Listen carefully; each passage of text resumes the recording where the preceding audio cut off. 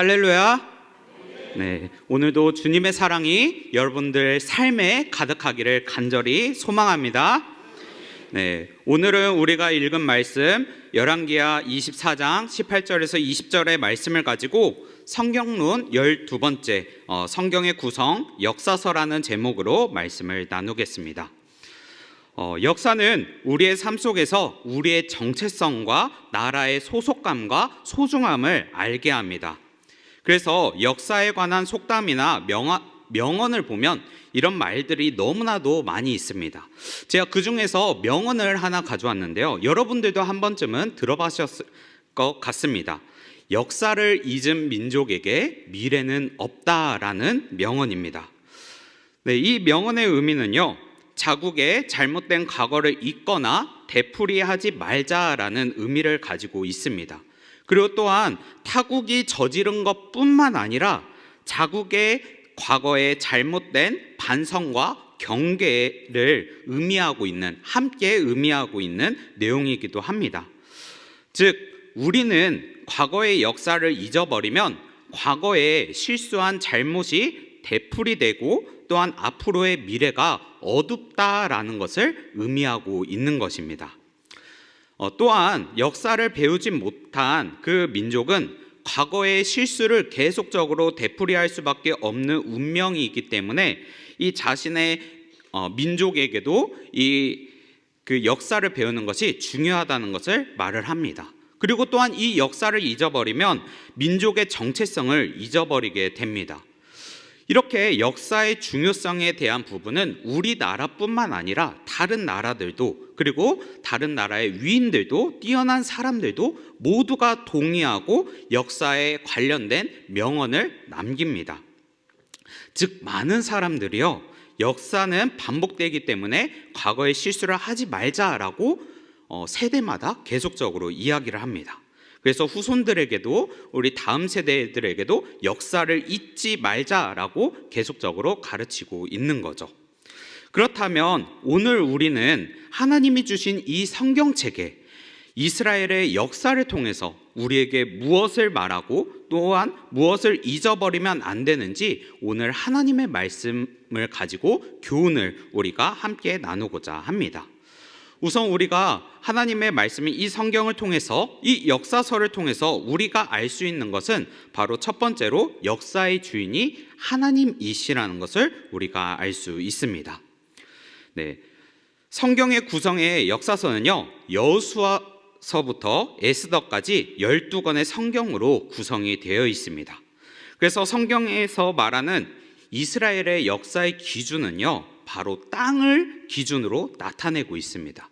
그런데 이 땅도요, 바로 하나님이 우리에게 비전을 주셨기 때문에 이스라엘의 역사의 그 비전과 역사의 시작이 하나님부터 시작이 되었습니다. 하나님은 많은 민족들 중에 아브라함을 선택하고 아브라함에게 이런 비전을 주셨습니다. 창세기 12장 1절의 말씀인데요, 여호와께서 아브라함에게 이르시되 너는 너의 고향과 친척과 아버지의 집을 떠나 내가 내게 보여줄 땅으로 가라라고 말씀하셨습니다. 그러면서 하나님은 아브라함에게 약속의 땅에 대한 비전을 분명히 주신 것입니다. 그리고 또한 이 역사서의 그 사건들을 보면요, 여호수아부터 에스라까지 하나님이 그 약속하신 땅과 백성에 대한 이야기들로 가득 차 있습니다. 그래서 여호수아서는 하나님이 약속하신 땅을 정복하게 하고 땅을 분배하는 말씀이 나오고요. 그 다음에 사사기와 룻기는 그 땅에서 사사들이 400년 동안 통치하는 내용이 나옵니다. 그리고 또한 사무엘상부터 역대하까지는 이스라엘의 왕국의 시작과 멸망에 대한 이야기가 나오고요. 그리고 또한 에스라부터 에스더까지는 바벨론 포로 이후에 이스라엘의 공동체의 이야기와 가나안 땅으로 다시 귀환한 내용이 나타납니다. 그러니 이 역사서의 내용을 조금 핵심적으로 말하자면 가나안 땅의 정착과 번성, 그리고 가나안 땅에서 쫓겨남, 그리고 가나안 땅으로 다시 귀환하는 이스라엘의 민족사가 바로 오늘 이 성경에 나와 있는 역사서라는 것입니다. 이스라엘의 역사는 그 땅에 일어난 모든 일과 또한 하나님의 백성에 대한 내용으로 가득 차 있습니다.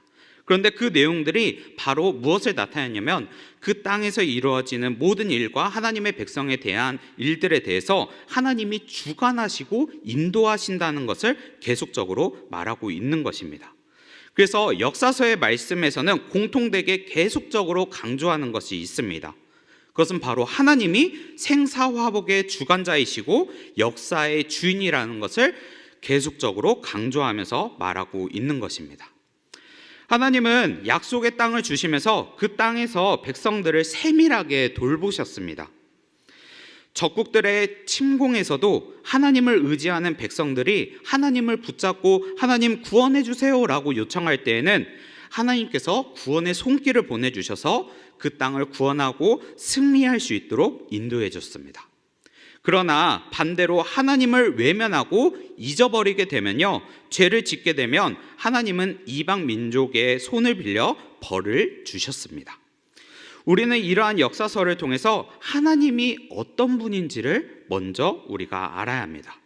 바로 하나님은 역사의 주인이시고 이 세상을 통치하시는 왕이라는 것을 우리가 알아야 합니다. 그러나 우리는 이렇게 역사서를 배우면서 하나님이 우리의 왕이시고 또한 역사의 주관자라는 것을 알지만 여전히 오늘날에도 그리고 그 당시에도 많은 사람들은요, 하나님이 역사의 주인이라는 것을 인정하지 않고 외면하며 살았습니다.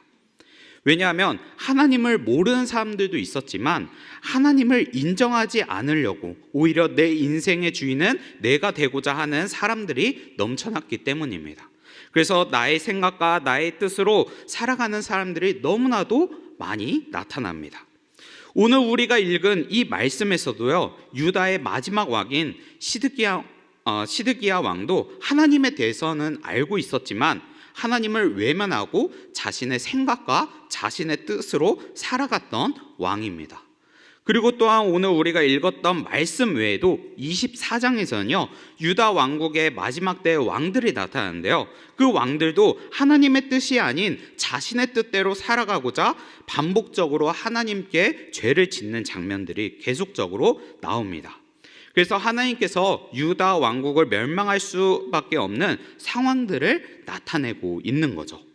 그러면 우리 한번 유다의 마지막 때의 왕들에 대해서, 행동에 대해서 말씀으로 한번 우리가 읽어보도록 하겠습니다. 우리 함께 읽어보도록 하겠습니다. 시작. 여호와김이 그의 조상들이 행한 모든 일을 따라서 여호와 보시기에 악을 행하였더라. 여호와김이 그의 아버지의 모든 행위를 따라서 여호와께서 보시기에 악을 행하였더라. 그가 여호와김의 모든 행위를 따라 여호와 보시기에 악을 행한지라. 유다 왕국의 왕들은요, 역사의 주관이신 하나님을 알고 있었습니다. 그리고 모든 민족들이 또한 다른 나라의 그 백성들도 왕들도 유다 왕국은 하나님의 나라라는 것을 알고 있었습니다. 그런데 유다 왕국의 왕들은요, 역사의 주관이신 그 하나님을 외면한 거예요. 자신의 뜻대로 살아가려고 했고 또한 자신의 생각대로 죄를 짓는 조상들의 모습을 따라갔습니다. 그리고 여호와 보시기에 악을 행하는 반복적인 죄를 계속적으로 왕들이 짓게 되는 거죠. 그러면 이럴 때 하나님은 무엇을 하셨을까요? 하나님은 그 죄를 지었던 사람들을 그냥 가만히 놔뒀을까요? 아닙니다. 하나님은요, 오히려 그럴 때마다 하나님께서 자신의 백성들을 향해서 죄를 짓지 말아라. 너희는 죄로 인해서 멸망하지 않기 위해서 나 여호와께 돌아오라 라고 하면서 선지자들을 계속적으로 보내셨습니다. 그러나 그들은 하나님의 말씀에 귀 기울이지 않고 오히려 조롱했습니다. 역대하 36장 14절에서 16절까지 보면 그들의 죄악이 얼마나 악한지가 나타나 있는데 우리 한번 말씀을 읽어보도록 하겠습니다. 시작. 모든 제사장들의 우두머리들과 백성들도 크게 범죄하여 이방 모든 가증한 일을 따라서 여호와께서 예루살렘에 거룩하게 두신 그의 전을 더럽게 하였으며 그 조상들의 하나님 여호와께서 그의 백성과 그 거하시는 곳을 아끼사 부지런히 그의 사신들을 그 백성에게 보내어 이르셨으나 그의 백성이 하나님의 사신들을 비웃고 그의 말씀을 멸시하며 그의 선지자를 욕하여 여호와의 진노를 그의 백성에게 미치게 하여 회복할 수 없게 하였으므로. 아멘. 네, 하나님은요 이스라엘 백성들과 그 거하는 곳을 아끼셨습니다. 사랑하셨다라는 거죠. 그런데 그곳은 시드기야 왕과 모든 제사장들의 우두머리들과 그 다음에 백성들이 크게 범죄하는 상황 속에 있었습니다. 그래서 하나님은 그 사랑한 곳을 다시 회복하고자 선지자를, 사신들을 보내신 것입니다. 그런데 그 이스라엘 백성들은, 그리고 왕은 그 선지자들을 보면서 그들을 비웃고 조롱하였고 하나님의 성소를 더럽혔습니다. 그리고 하나님의 말씀을 멸시하고 욕했다라고 말하고 있습니다. 하나님은 간절하게 이스라엘 백성들이 돌아오길 원했습니다. 회개하길 원했습니다. 하나님의 백성답게 살아가기를 바랬습니다. 그러나 이스라엘 백성들은 하나님 앞에서 하나님의 백성이라면서 여전히 악을 행하였고, 그들은 살아계시고 생사화복이신 그 하나님, 그리고 역사의 주관이신 그 하나님을 외면했습니다. 하나님을 인정하지 않았던 것이죠. 그리고 그 결과가 바로 오늘 본문 20절에 나옵니다. 우리 한번 그 결과의 말씀을 함께 읽어보도록 하겠습니다. 께서 예루살렘과 유다를 진노하심이 그들을 그 앞에서 쫓아내실 때까지 이르렀더라. 시드기야가 바벨론 왕을 배반하니라. 네, 여기에서 그 결과는 바로 유다 왕국은 바로 여호와의 진노를 받게 되었다라는 것입니다. 오늘 본문의 결과가 바로 외세의 침략으로 멸망한 것이 아니라 여호와의 진노로 멸망하게 되었다라는 것을 말하고 있습니다. 하나님의 진노로 이방 민족인 그 바벨론의 손을 통해서 멸망하게 된 것이라고 말을 하는 겁니다. 바로 하나님이 역사의 주관자시고 하나님의 뜻대로 이루어졌다는 것을 우리가 알 수 있다라는 것입니다. 그래서 우리는 이 성경의 말씀을 통해서 이스라엘의 역사를 통해서 우리가 분명히 알아야 할 것은 바로 하나님이 생사화복의 주관자이시고 또한 역사의 주관자라는 것을 우리가 분명히 알아야 한다라는 것입니다. 그렇다면 우리는 이스라엘의 역사에 대해서 계속적으로 이야기하는데, 이 이스라엘 역사에 대해서 우리는 이런 질문을 할 수가 있습니다. 그건 뭐냐면, 다른 민족인, 우리 한 민족인 이 대한민국 말고 왜 다른 민족인 이스라엘의 백성의 역사와 오늘 우리와 무슨 연관이 있습니까? 라는 질문을 할 수가 있습니다. 그런데 여러분, 이 질문에는요 중요한 공통점이 또한 연관성이 있습니다. 그것은 뭐냐면 바로 오늘 우리는 신약 시대를 살아가는 우리입니다. 교회의 성도입니다. 그런데 이스라엘 백성들과 중요한 연관성이 있다면 그것은 무엇이냐면 바로 이스라엘이 하나님의 언약의 백성이었던 것처럼 오늘날 신약 시대를 살아가는 교회의 성도들도요 바로 하나님의 언약의 백성이라는 것입니다. 그러므로 역사서에 나오는 이스라엘의 민족의 이야기는요 우리와 관계없는 고대 이야기가 아닙니다. 이스라엘의 역사는요 교회의 역사이고 오늘날의 언약 백성의 역사라는 것입니다. 우리가 하나님의 백성이라면 이 이스라엘의 역사는 바로 하나님이 어떻게 우리에게 나타내시고 어떤 분인지 역사를 통해서 계속적으로 말하고 있다라는 겁니다. 그래서 우리는 이 역사서를 통해서 기억해야 할 것은 하나님의 백성들은 하나님의 통치를 받으시고 또한 역사의 주관자가 하나님이라는 것을 분명히 말씀을 통해서 깨닫고 믿어야 한다라는 것입니다. 그래서 우리는 역사의 주관자가 하나님이시라는 것을 믿으시길 바랍니다. 우리가 하나님이 정말로 살아계시고 역사의 주관자가 하나님이라는 것을 알게 된다면 우리는 하나님 앞에서 자신의 생각과 뜻보다 오히려 하나님의 계획과 하나님의 뜻을 구하게 될 것입니다. 그리고 나의 모든 상황 속에서 하나님을 의지하면서 나가게 될 것입니다. 그러니 우리가 이 역사서를 통해서 분명히 알아야 할 건 바로 하나님이 역사의 주관자시라는 것입니다. 그렇다면 우리가 역사서를 통해서 우리는 또 무엇을 알 수 있을까요? 두 번째로는 하나님의 백성으로서 정체성과 소명을 우리가 알 수가 있습니다. 제가 앞에서 도입 부분에 역사의 명언을 말했습니다. 역사를 잊은 민족은 미래가 없다라고 말을 했죠. 네, 그런데 이 말은 성경의 역사에서도 똑같이 말하고 있습니다. 하나님의 백성이 하나님의 역사를 잊게 된다면 하나님의 백성은 미래가 없다라는 것입니다. 왜냐하면 역사는 계속적으로 반복되기 때문입니다. 이 반복은 오늘날에도 지금 현재에도 일어날 수가 있습니다. 그러나 우리는 과거의 실수를 하지 않기 위해서 말씀을 통해서 하나님이 누구이시며 또한 우리의 정체성은 무엇이며 또한 하나님이 주시는 소명을 기억하려고 노력해야 합니다. 하나님의 역사를 배우려고 나아가야 한다라는 것이죠. 그런데 이 역사는 이 성경 외에도 오늘날에도 이 지금까지 왔을 때의 역사 중에서도 많이 하나님이 어떻게 이끄시는지 계속적으로 나타내는데 이 유다 왕국의 멸망과 비슷한 사건들이 있습니다. 여러분들이 한 번쯤은 들어봤을지 모르겠지만 이 로마의 멸망에 관련된 내용이 이 유다 왕국의 멸망과 거의 비슷합니다.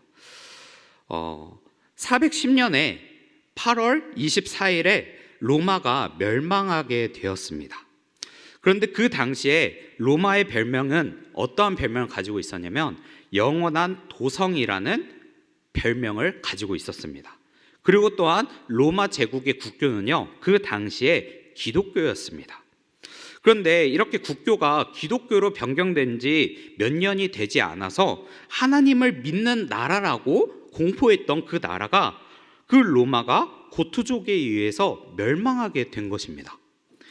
그 시대에 멸망하지 않고 영원한 나라였을 것 같았던 위대한 제국이었던 이 로마가 멸망하게 된 것입니다. 그런데 이 역사에서 로마가 멸망하게 되자 그 당시에 이교도들이 이런 말을 합니다. 주장을 합니다.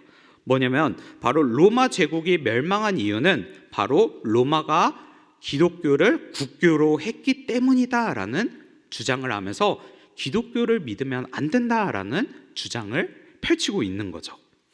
그러면서 로마 국가가 이런 이교도의 주장은 좀 상세하게 말하면 이런 내용과 같습니다. 로마 국가가 국교가 기독교가 되기 전에는 로마는 이방신들을 믿었다.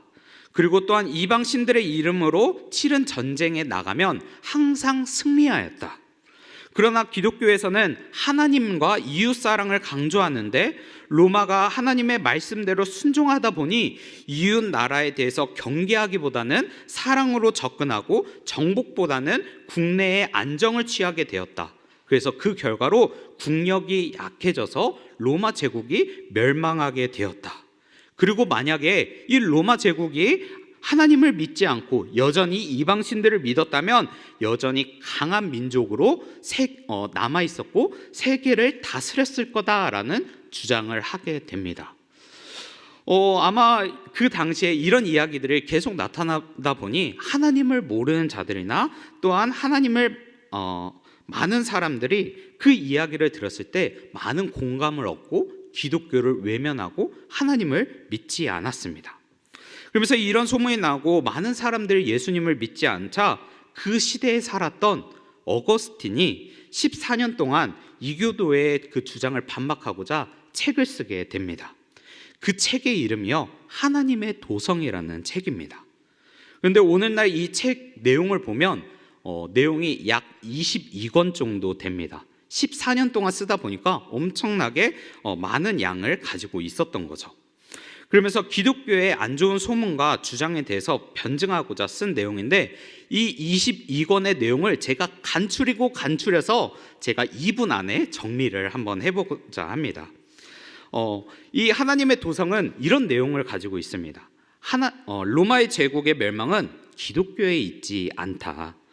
로마 제국이 멸망한 이유는 바로 기독교를 국교로 세우고 하나님의 나라라고 말하면서 여전히 하나님의 말씀에 순종하지 않았던 죄, 그리고 하나님을 섬기기보다는 우상 숭배를 섬겼던 죄, 하나님의 백성답게 말씀에 순종해서 이웃을 사랑해야 하는데 이웃을 섬기기보단 자신의 이익을 위해서 부패하고 지나친 사치와 방탕과 쾌락주의를 갈망하며 살았던 죄, 이러한 죄 때문에 멸망하게 되었다. 로마 제국은 바로 하나님의 나라라고 하면서 욕망과 죄가 가득한 곳이었다. 비록 일부분에선 선과 공의가 있을지라도 로마는 심판받아 마땅한 곳이었다. 로마는 하나님의 통치가 임하는 나라가 아니었으며 하나님의 나라와 세상의 나라는 다르다. 그리고 하나님의 나라는 결코 멸망하지 않는다라는 내용입니다. 이게 바로 하나님의 도성이라는 책의 22권에 요약된 내용입니다. 자, 여러분, 제가 이 역사에 대해서 이야기를 하다가 이교도의 주장과 또한 하나님의 백성의 기독교의 주장을 같이 설명했습니다. 여러분들은 이 두 가지의 주장 중에 어떤 게 맞다고 생각하십니까? 그리고 이 로마 제국의 멸망이 오늘 우리가 읽은 이 유다 왕국과 비슷하다고 생각하지 않습니까? 유다 왕국도 하나님의 나라였고 역사적으로 또한 이웃의 나라들도 하나님의 나라라는 것을 인정했습니다. 그리고 자신들도 하나님의 백성으로서 정체성을 가지고 자부심을 가지고 살아갔습니다. 그런데 이 백성들이요, 하나님의 백성 나라이고 백성이라고 말했던 사람들이 하나님을 외면했습니다. 그리고 하나님의 사자와 말씀을 외면하고 조롱하고 하나님의 성전을 더럽히고 하나님 앞에서 죄를 짓고 욕을 했습니다. 자신의 생각과 자신의 뜻대로 살아가고 황금 만능주의와 쾌락주의를 따라가면서 살아갔다라는 것입니다. 그들의 삶은 표면적으로 하나님을 믿는다라고 말을 하지만 그들의 삶 속에 실질적인 삶 속에서는요, 하나님을 인정하지 않았던 겁니다. 자신의 정체성을 하나님의 백성이란 걸 인정하지 않았던 겁니다. 하나님의 백성으로서 정체성을 잊어버리고 살아가는 그 결과는요, 바로 왕국의 멸망이었습니다. 죄의 싹은 사망이라고 또한 신약성경에서도 말하고 있죠. 이 역사서를 통해서 하나님은 오늘날 우리에게도 지금 현재에게도 말하고 있습니다. 너희는 하나님의 말씀을 따라 살아가는 하나님의 백성이니? 너희는 정말로 하나님이 역사의 주인이심을 인정하고 하나님의 백성답게 살아가고 있니? 라고 하나님은 계속적으로 우리에게 질문하고 계십니다. 우리는 이 질문을 받을 때 당당하게 외치길 바랍니다. 하나님, 저는 하나님의 백성입니다. 저는 하나님의 백성으로서 거룩하게 살아가겠습니다. 믿음의 조상들이 죄를 짓고 또한 멸망하게 되었던 이 역사서를 통해서 제가 교훈을 얻고 저는 거룩하게 살아가겠습니다. 하나님의 자녀로서 세상의 빛으로서 살아가겠습니다. 세상은 여전히 황금 만능주의와 능력주의로 살아가는 사람들이 넘쳐나지만 저는 하나님의 백성으로서 세상의 소금과 빛이 되겠습니다 라고 여러분들이 고백하기를 간절히 바랍니다. 우리가 이렇게 자신의 정체성을 당당히 드러내며 하나님의 뜻대로 순종하겠다고 나아가는 하나님의 자녀가 되었을 때 하나님은 분명히 우리의 고백을 보시고 또한 우리의 모습을 보시고 우리의 삶의 거룩한 삶을 보시고 기뻐하실 것입니다. 그리고 또한 그 고백을 통해서 하나님은 우리를 이끄시고 우리를 통하여 세상에 복음을 전하는 축복의 통로로 우리를 이끄실 것입니다. 말씀을 맺겠습니다. 오늘날 우리는 성경에서 말하는 역사서를 통해서 먼저 역사의 주관이신 하나님을 알길 간절히 바랍니다. 하나님은 오늘날 우리들에게 여전히 이끌고 계신다는 것을 기억하시길 바랍니다. 그리고 우리는 역사서를 통해서 나의 생각과 나의 뜻으로 살아가는 것이 아니라 옛 모습을 버려 하나님의 자녀로서 하나님의 자녀답게 정체성을 나타내며 살아가고 세상의 빛과 소금으로 살아가기를 간절히 바랍니다. 그럴 때 하나님은 우리를 이끄시고 또한 우리를 통하여 하나님의 복음을 전하는 축복의 통로가 될 것입니다. 우리 광역교회 모든 성도님들의 삶이 거룩하고 하나님의 나라가 확장되고 역사하는 일에 동참하는 성도 여러분들이 되기를 간절히 소망합니다.